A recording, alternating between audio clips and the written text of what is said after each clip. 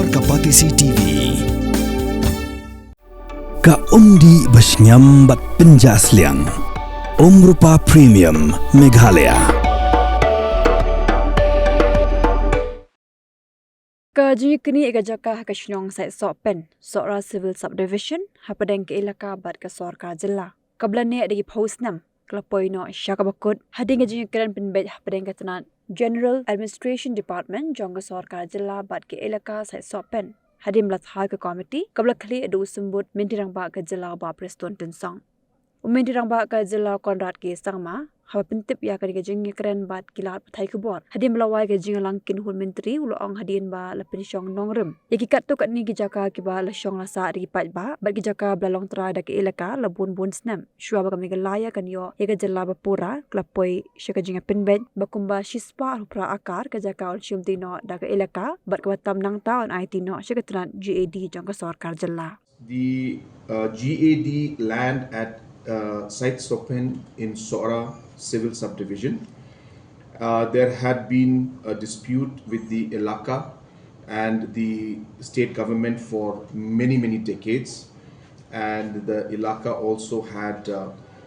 raised concerns about the overall ownership of the land in the Sora subdivision in Saitsohpen. And today the Cabinet has approved the recommendations that have come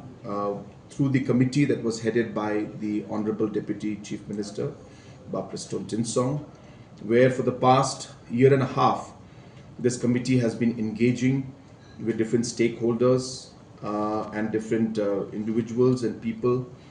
to finally come up with a long-term and a permanent solution to this.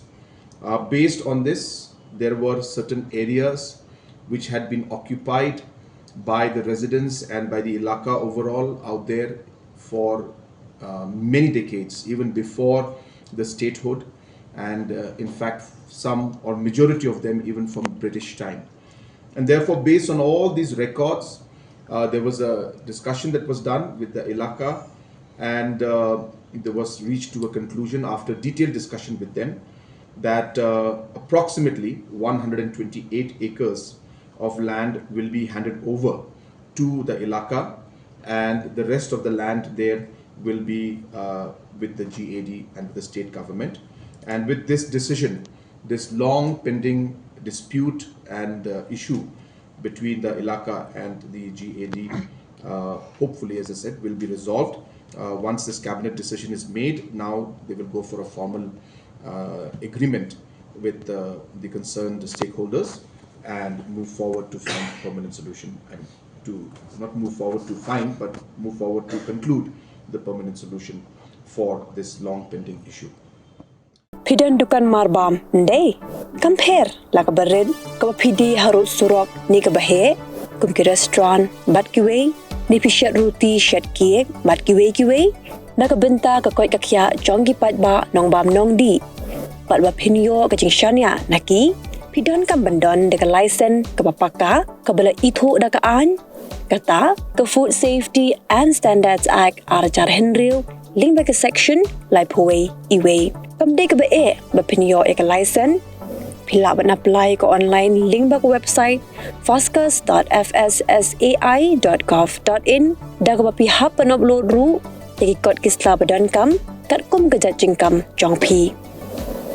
pila ru banyak kendo yaki designated officers lani food safety officers ke badan hak office terekam jong u lani ke district medical and health officer habaro ke district ke badan hamigalaya